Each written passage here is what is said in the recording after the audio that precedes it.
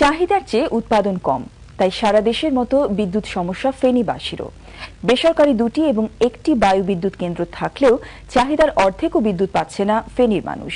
চালুর ৩ মাসের মধ্যে কারিগরি ত্রুটির কারণে বন্ধ হয়ে গেছে সোনাগাজীর বায়ু বিদ্যুৎ কেন্দ্রটি। ফেনী থেকে ওসমান হারুনের পাঠানো রিপোর্ট। ২০০৪ সালে ফেনী সোনাগাজীতে ৭ কোটি টাকা ব্যয়ে স্থাপন করা হয় ১ মেগাওয়াট উৎপাদন ক্ষমতা সম্পন্ন বায়ু বিদ্যুৎ কেন্দ্রের। ভারতের ঠিকাদারি প্রতিষ্ঠান নেবুলা লিমিটেড বিদ্যুৎ কেন্দ্র উদ্বোধনের পরই চলে যায়, যদিও চুক্তি অনুযায়ী তাদের রক্ষণাবেক্ষণ করার কথা ছিল। আর চালুর ৩ মাসের মাথায় কারিগরি ত্রুটির কারণে বন্ধ হয়ে যায় কেন্দ্রটি।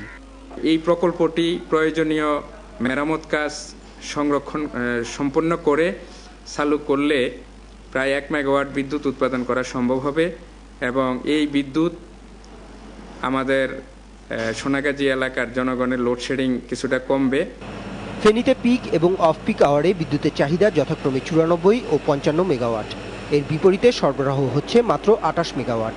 গেল বছর বেসরকারি উদ্যোগে ডোরিন পাওয়ার প্লান্ট ১১ ও ২২ মেগাওয়াট উৎপাদন ক্ষমতা সম্পন্ন দুটি কেন্দ্র স্থাপন করলেও সমাধান হয়নি বিদ্যুৎ সমস্যার। আমাদের গ্যাস ভিত্তিক প্রাইভেট পাওয়ার কোম্পানি ৩৩ মেগাওয়াট বিদ্যুৎ জেনারেশন করে, আর সরকারি ভিত্তিতে উইন্ডমিল যেটা জেনারেশন ক্যাপাসিটি উইন্ডমিল যেটা সৃষ্টি করা হয়েছে সেটা জেনারেশন ক্যাপাসিটি ১ মেগাওয়াট। এটা অপারেশনে আনার জন্য বিদ্যুৎ উন্নয়ন বোর্ড প্রচেষ্টা অব্যাহত আছে। প্রাকৃতিক গ্যাস নির্ভর বেসরকারি বিদ্যুৎ কেন্দ্র দুটির উৎপাদন ক্ষমতা আরও বাড়ানো সম্ভব বলে দাবি প্ল্যান্ট ম্যানেজারের, যা দিয়ে ফেনীর চাহিদা মিটিয়ে জাতীয় গ্রিডে বিদ্যুৎ সরবরাহ সম্ভব বলে মনে করেন তিনি।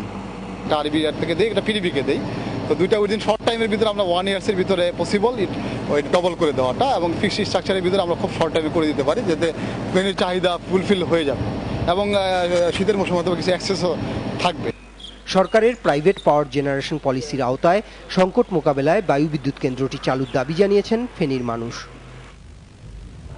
কুষ্টিয়ার দৌলতপুরে শিক্ষার্থীদের মাঝে বিনামূল্যে গাছের চারা বিতরণ করেছে সিগারেট প্রস্তুতকারী একটি প্রতিষ্ঠান।